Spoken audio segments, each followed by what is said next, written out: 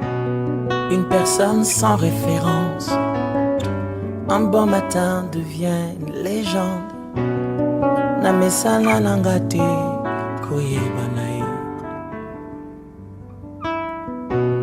Les courtes prières en public et les résultats sont magnifiques. C'est qu'elle est nanga koumenana l'océan. Il m'appelait, je le sais.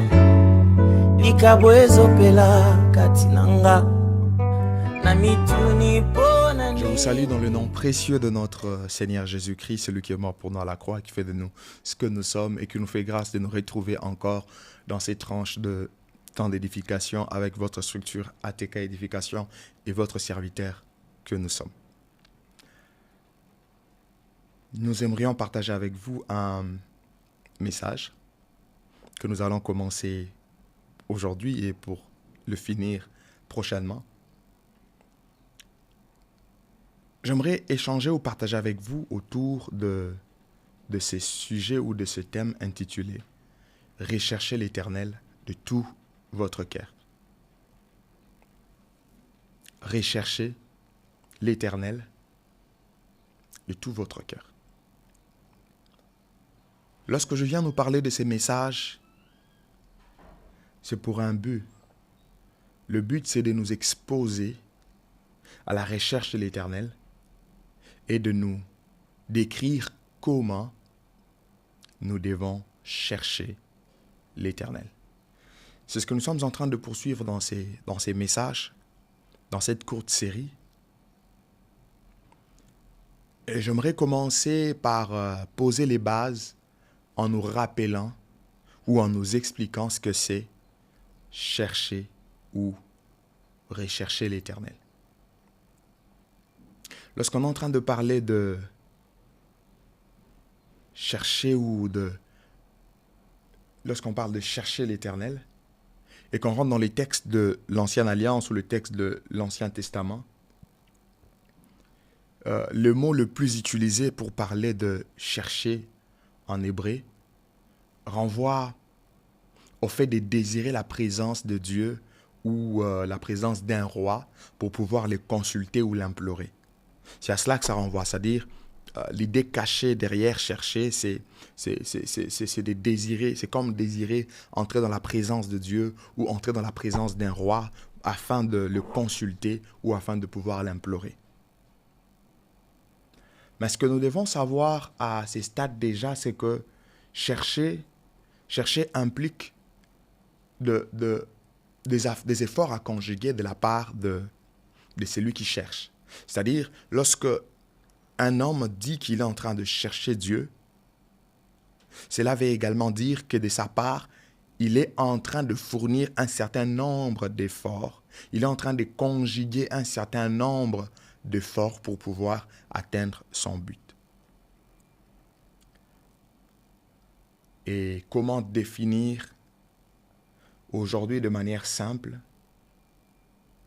le fait de chercher l'Éternel?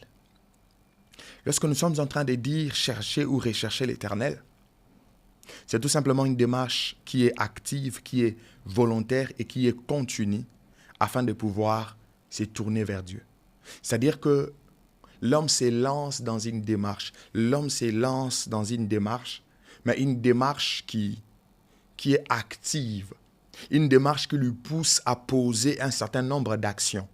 Mais cette démarche-là, elle est volontaire. Cette démarche-là n'est pas forcée. Cette démarche-là vient de lui. Il a accepté de rechercher ou de chercher l'Éternel. Mais cette démarche-là n'est pas arrêtée, mais c'est une démarche qui est progressive, c'est-à-dire qu'il est en train d'évoluer dans ce qu'il cherche. Et nous devons déjà comprendre à ces stades que chercher l'Éternel va au-delà de la prière. Généralement, quand on dit chercher l'Éternel, notre pensée va directement vers la prière, mais nous devons comprendre que le domaine de la recherche de l'Éternel est plus complexe que la prière. La prière n'est que ligne de voie dans la recherche de l'Éternel. Et lorsqu'on dit chercher l'Éternel, cela implique plusieurs choses. Chercher l'Éternel implique que vous connaissez ou vous avez la connaissance de ce que vous cherchez. C'est-à-dire quand vous vous dites que vous cherchez l'Éternel, il y a des résultats ou de choses auxquelles vous vous attendez par rapport à votre recherche. Cela exige une connaissance de ce que l'on est en train de chercher. Parce qu'on ne peut pas chercher sans savoir qu'est-ce qu'on est en train de chercher. Chercher implique une démarche. Dans la définition, je l'ai dit. Chercher implique également des normes et des principes. C'est comme ça que j'aime beaucoup le message de l'homme de Dieu, le docteur Thoms, qui parlait une fois de l'art de la prière. Et il a essayé également, ou il a expliqué également ce que c'est chercher l'Éternel. Donc, il existe de connaissances, il existe de normes, il existe de principes. Mais lorsqu'on dit chercher, ça implique également qu'il y a un prix à payer. C'est-à-dire que celui qui est en train de chercher est disposé à pouvoir payer un prix. Mais chercher implique également l'éloignement vers certains plaisirs ou vers certaines distractions, c'est-à-dire on s'éloigne, on s'écarte complètement de certaines choses parce que nous nous plongeons dans une démarche, nous nous plongeons dans quelque chose pour laquelle nous avions un résultat à atteindre et nous devons atteindre ces résultats-là à tout prix. Après avoir expliqué ce que c'est chercher l'Éternel, j'aimerais aborder avec nous les raisons pour lesquelles on cherche Dieu. Les raisons pour lesquelles on cherche Dieu. Pourquoi est-ce que nous cherchons Dieu? Pourquoi est-ce que les hommes, à un certain moment, prennent la résolution de pouvoir chercher Dieu? Généralement, dans le monde, on peut parfois aller dans le sens où on s'est dit, bon, si on doit chercher Dieu, est-ce que Dieu est-il perdu? Non, Dieu n'est pas perdu. Dieu n'est pas perdu. Si nous devons le chercher, c'est parce qu'il y a des raisons. Et bien évidemment, il existe des raisons, il existe de motivations, de choses qui sont censées nous pousser à la recherche de Dieu. Et j'aimerais évoquer comme première chose qui doit nous pousser à la recherche de Dieu, la soif, l'amour de sa personne et sa présence. La soif, l'amour de sa personne et sa présence. C'est la première des choses qui est censée nous pousser à aller dans cette démarche active, dans cette démarche volontaire et une démarche qui est continue, qui ne s'arrête pas. La soif, l'amour de sa personne et de sa présence. Pour moi, je me dis que ceci devait être la raison principale ou la raison de base pour laquelle les hommes doivent chercher Dieu ou les chrétiens doivent chercher Dieu de manière récurrente. Dis-moi jusqu'à quel point tu as soif de Dieu. Dis-moi jusqu'à quel point tu as soif de la présence de Dieu et je te dirai quel est ton degré de maturité. Et je te dirai quel est ton niveau dans la spiritualité.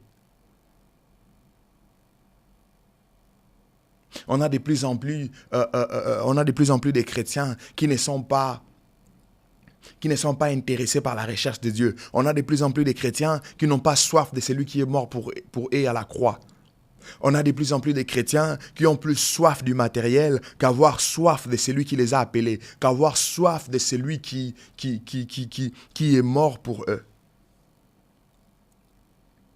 Combien j'aime ces cantiques, ces textes des cantiques. Cantique des Cantiques, lorsque vous lisez dans le chapitre 3, à partir du premier verset jusqu'au 4e, l'écrivain dit, « Sur ma couche, pendant les nuits, j'ai cherché celui que mon cœur désire. Je l'ai cherché et je ne l'ai point trouvé. Je me lèverai et je ferai le tour de la ville. Dans les rues et sur le place, je chercherai celui que mon cœur aime. Je l'ai cherché et je ne l'ai point trouvé. Les gardes qui font la ronde dans la ville m'ont rencontré. Avez-vous vu celui que mon cœur aime? À peine que les avais-je passés, j'ai rencontré celui que mon cœur aime. Je l'ai saisi et je ne l'ai point lâché jusqu'à ce que je l'ai amené dans la maison de ma mère, dans la chambre de celle qui m'a conçu. Waouh, quel passage merveilleux dans lequel nous sommes en train de voir un homme qui cherche celle qu'elle aime, qui cherche une femme qu'elle aime. Pendant les nuits, elle est en train de chercher, elle n'a pas trouvé, elle s'est levée, il est allé, il a commencé à chercher, il a vu des gardes, il a posé des questions. Est-ce que vous avez vu celui que j'aime?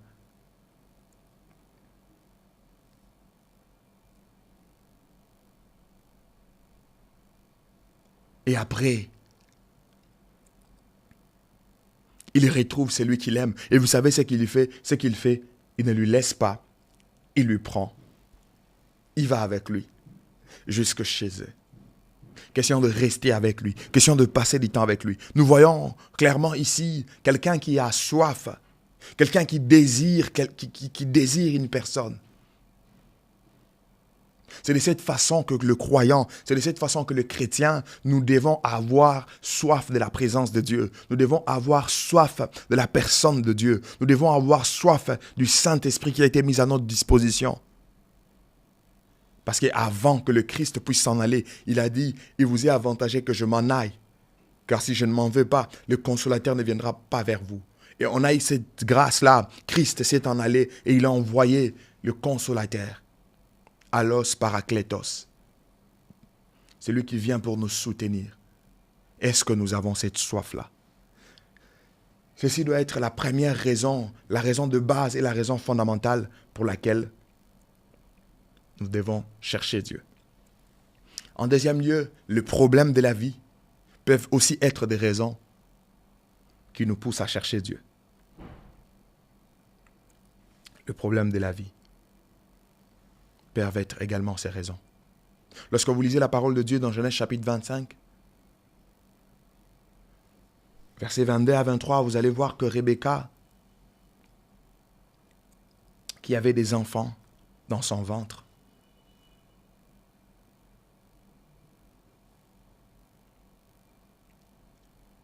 et elle sentait des mouvements, des enfants s'est heurtés. Elle a trouvé que c'était un dérangement. Et il s'est dit, mais si c'est le cas, pourquoi je suis enceinte? Et qu'est-ce qu'elle a fait? Elle est allée consulter l'Éternel. Rappelez-vous de ce que j'ai dit au début sur chercher. L'idée, c'est que c'est comme si tu allais vers un roi pour le consulter ou implorer sa faveur. Et ici, nous voyons Rebecca qui part consulter l'Éternel. Le problème qu'il a rencontré par rapport à sa grossesse lui a poussé de retourner vers Dieu. C'est la même chose au temps de Josaphat dans 1 Roi 25, versets 5 à 6.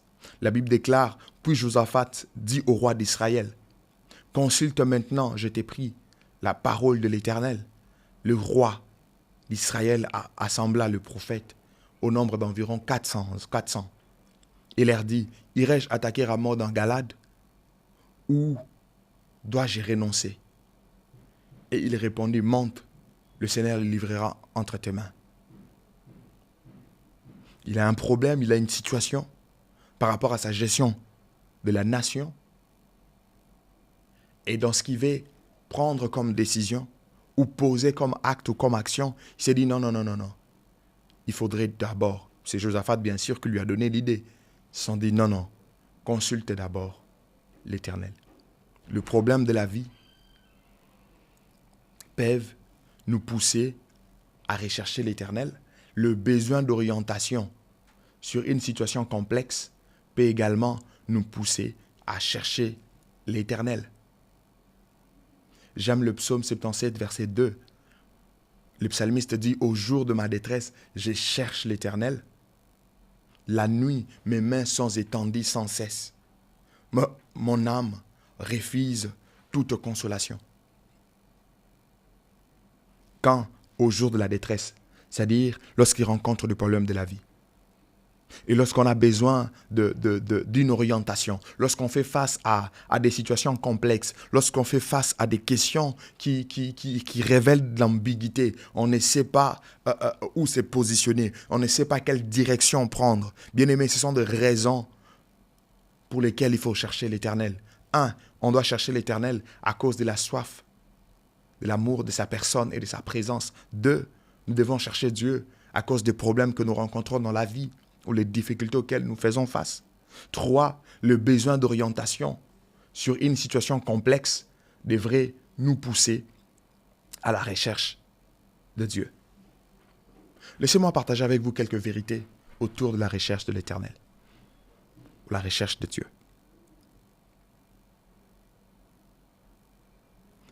Dieu, première vérité, bien sûr, Dieu aime pousser l'homme à sa recherche. Notre sujet, c'est rechercher l'Éternel, mais de tout votre cœur. N'oubliez pas. Dieu aime pousser l'homme à sa recherche. Lorsque vous lisez Proverbe chapitre 25, verset 2, il est écrit « La gloire de Dieu, c'est de cacher les choses. La gloire du roi, c'est de sonder les choses. » Ah. Dieu aime faire les choses de telle sorte que nous puissions aller vers lui. Lorsqu'on dit que la gloire de Dieu, c'est de cacher les choses, ce n'est pas que Dieu ne veut pas que nous puissions le voir ou le rencontrer. Mais il fait des choses de manière à nous pousser à les chercher et aller là où il s'est disposé de se révéler à nous. C'est tout simplement ça. C'est comme ça que ces termes cachés ici peuvent renvoyer beaucoup plus à l'idée de consigner.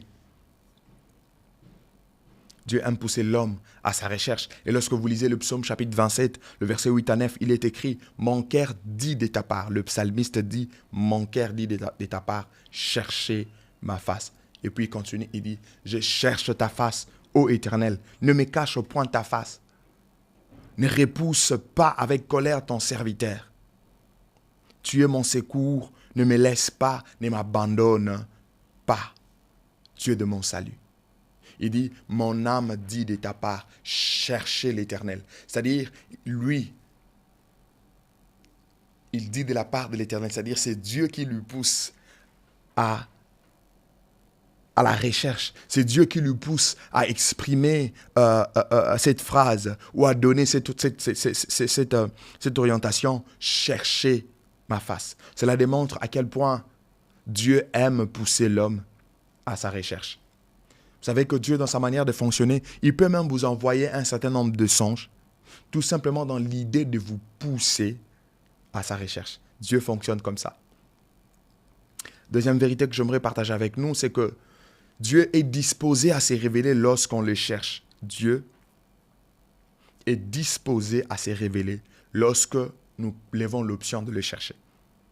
N'est-il pas écrit dans Isaïe chapitre 55, le verset 6, que cherchez l'Éternel pendant qu'il se trouve et invoquez-le tandis qu'il est prêt. Cherchez l'Éternel pendant qu'il se trouve et invoquez-le tandis qu'il est prêt. Dieu est disposé à se manifester lorsque nous les cherchons. Matthieu chapitre 7, verset 7 dit « Demandez, l'on vous donnera. Cherchez et vous trouverez. Et l'on vous frappez et l'on vous ouvrira. » C'est le Fils de Dieu, fait chair, qui est en train de le dire. Il dit, cherchez et vous trouverez. Ça veut dire que si vous vous mettez également à chercher Dieu, il va se révéler à vous. Jérémie chapitre 29, verset 13. La Bible déclare, vous me chercherez et vous me trouverez si vous me cherchez de tout votre cœur. Donc, Dieu dit, si vous me cherchez, vous me trouverez. Ça veut dire que moi, je suis disposé. Cherchez-moi, vous allez me trouver. Troisième vérité que j'aimerais partager avec nous autour de cette histoire de rechercher l'Éternel. Lorsqu'on cherche, c'est à nous de trouver Dieu. Lorsque nous cherchons, c'est à nous de trouver Dieu. Parce que c'est nous qui sommes dans la recherche. Dans Matthieu 7,7, il est dit, demandez et l'on vous donnera. Si vous demandez, quelqu'un d'autre va vous donner. frappez, l'on vous ouvrira. Si vous frappez, quelqu'un d'autre va vous ouvrir. Mais cherchez, vous trouverez. C'est-à-dire, cherchez et c'est à vous de trouver. C'est comme ça que je l'ai dit, que dans notre quête, dans notre démarche de la recherche, nous devons connaître ce que nous voulons atteindre. C'est quoi les résultats? Parce que si nous ne connaissons pas les résultats, nous ne pourrons pas être à mesure de l'atteindre ou de le trouver. Quatrième vérité que j'aimerais partager avec nous autour de chercher l'Éternel, c'est que chercher Dieu, c'est être intelligent. Chercher Dieu, c'est être intelligent. J'aime beaucoup le psaume chapitre 53, les versets 2 à 3. Il est écrit, « L'insensé dit en son cœur, il n'y a point de Dieu. Ils se sont corrompus et ils ont commis des iniquités abominables. Il n'en est aucun qui fasse le bien. Dieu, du haut des cieux, regarde le Fils de l'homme pour voir s'il y a quelqu'un qui soit intelligent, qui cherche Dieu. Dieu du haut des cieux, il regarde le Fils de l'homme. Dieu est en train de regarder le Fils de l'homme pour voir s'il y a quelqu'un qui est intelligent. Et comment est-ce que cette personne qui est intelligente, cette personne qui est intelligente est définie? C'est que qui cherche Dieu. C'est-à-dire, dans les domaines de l'esprit, dans le monde spirituel, n'est pas intelligent celui qui l'éveille. Non. Mais est d'abord intelligent celui qui cherche l'Éternel. Est d'abord intelligent celui qui cherche Dieu. Romains chapitre 3, versets 11 à 12, il est écrit, « Nul n'est intelligent, nul ne cherche Dieu. Tous sont égarés et tous sont pervertis. Il n'en est aucun qui fasse le bien, pas même un seul. » J'aime surtout les débits. Nul n'est intelligent et nul ne cherche Dieu. C'est-à-dire, s'il y avait quelqu'un d'intelligent, il allait chercher Dieu. Et celui qui est intelligent, c'est celui qui a le bon sens. Et le bon sens devrait nous pousser du point de vue spirituel à la recherche de Dieu. Cinquième vérité que j'aimerais partager avec nous, c'est qu'il y a une bonté que Dieu réserve à ceux qui le cherchent. Il y a une bonté que Dieu réserve à ceux qui le cherchent. Je suis en train de dire quoi? Je suis en train de nous dire que Dieu est bon. Pour tout le monde, Dieu est bon. Dieu fait lever son soleil pour tous. Dieu fait pleuvoir de la pluie du haut des cieux afin que tout le monde puisse en profiter. Il y a de ces choses que nous recevons de la part de Dieu comme tout le monde, comme tout chrétien, comme toute personne sur la terre. Mais il y en a qui ne sont rattachés qu'à ceux-là qui recherchent Dieu. Il y a une part spéciale en termes de bonté que Dieu a réservée uniquement à ceux-là qui les cherchent. Que Dieu a réservé uniquement à ces personnes qui les cherchent. Lorsque vous regardez le livre des Lamentations, dans le chapitre 3, verset 25, il est écrit « L'Éternel a de la bonté pour qui espère en lui, pour l'âme qui les cherche. » L'Éternel a de la bonté pour qui espère en lui, pas seulement pour qui espère en lui, mais pour l'âme qui les cherche. Parce que celui qui cherche de l'Éternel espère en l'Éternel, car ne peut chercher sans avoir une certaine certitude dans l'espérance auprès de qui nous allons chercher. Et c'est là qu'ils prennent la décision, c'est là qu'ils prennent l'option de se consacrer dans la recherche de Dieu, de rester dans cette démarche active, volontaire et continue de la recherche de Dieu. Il y a une bonté particulière, il y a une bonté spécifique que Dieu a prévue pour eux. Et ça, ce n'est pas pour tout le monde. Lorsque tu veux t'engager dans cette démarche, sache-le qu'il y a une bonté particulière. Il y a des choses particulières que toi, tu vivras. Pourquoi? Parce que tu as recherché Dieu. Sixième vérité que j'aimerais partager avec nous, c'est que les résultats dans la recherche de Dieu,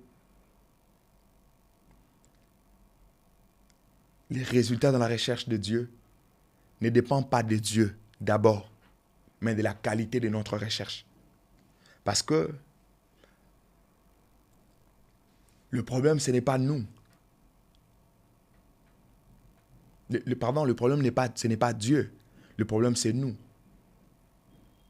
Lorsque nous recherchons pour trouver, il faudrait qu'il y ait de la qualité dans notre recherche. C'est comme ça que même dans le domaine scientifique, dans le domaine universitaire, lorsque vous êtes sur le point de clôturer un cycle, il y a toujours un travail de recherche qu'il faudrait faire. Et dans ce travail de recherche, c'est un travail qui va nécessiter de méthodes et de techniques. Parce qu'il faudrait qu'il y ait de la méthodologie et une méthodologie compatible afin de permettre l'atteinte des résultats ou vous permettre de pouvoir trouver effectivement ce que vous recherchez. Et si vous empruntez une mauvaise méthode ou si vous allez vers une mauvaise méthodologie, ça veut dire que vous ne pouvez pas non plus trouver. Alors, c'est de même sur le plan spirituel. Le résultat de notre recherche ne dépend pas de Dieu, mais dépend d'abord de la qualité de notre recherche. Parce que Dieu est disposé. Dieu a mis tout à notre disposition. Nous connaissons ses lois, nous connaissons sa parole. Et ce n'est que par une bonne qualité de la recherche que nous pouvons vivre les résultats de la recherche. Ça me permet de dire la 7e chose, c'est que l'une des plus grandes qualités dans la recherche de Dieu, c'est l'entière disponibilité de notre cœur. L'une des plus grandes qualités dans la recherche de Dieu, c'est l'entière disponibilité de notre cœur. N'est-il pas écrit dans Jérémie chapitre 29, verset 13 ?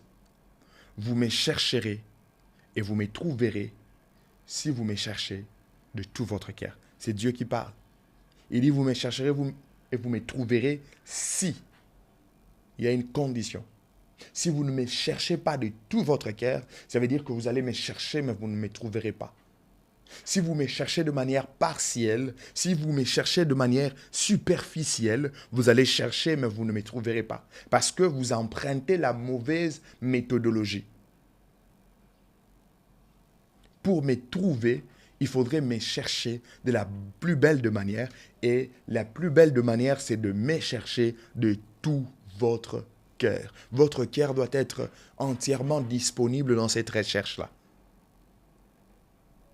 Ce n'est pas comme quelque chose qu'on est en train de faire parce qu'on nous a seulement poussé. Non, c'est quelque chose qu'on est en train de faire parce que nous les voulons de tout notre cœur et c'est là qu'on peut avoir le résultat.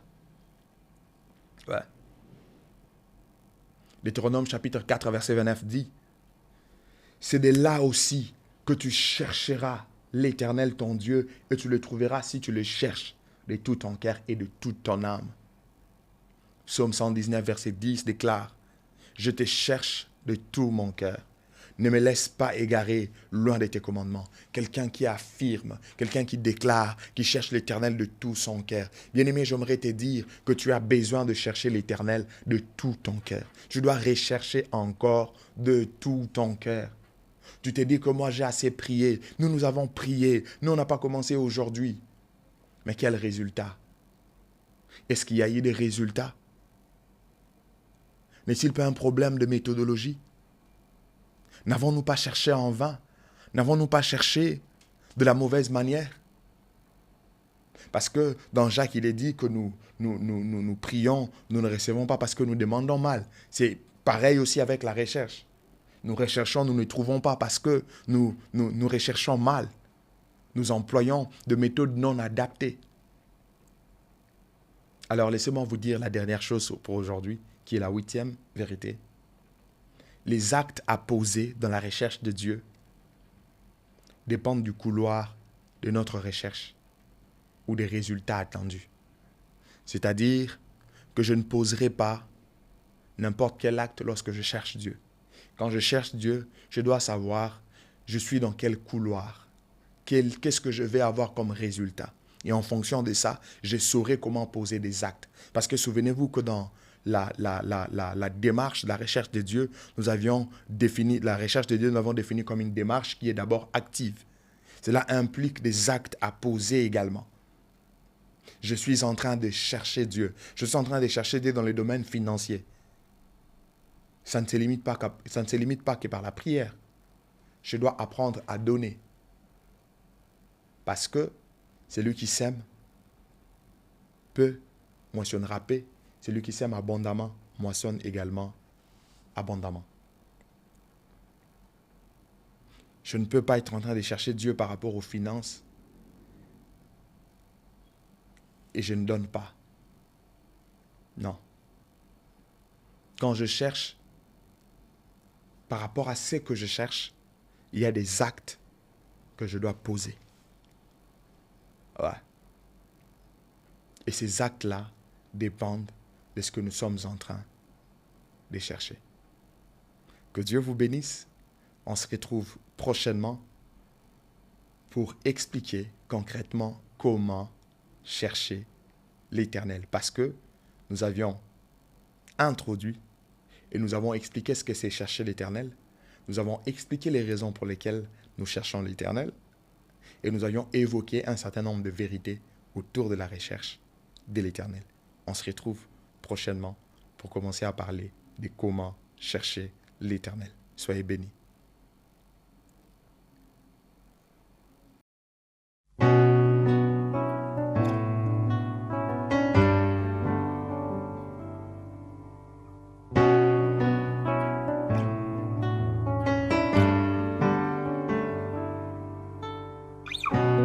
Une personne sans référence, un bon matin devient une légende.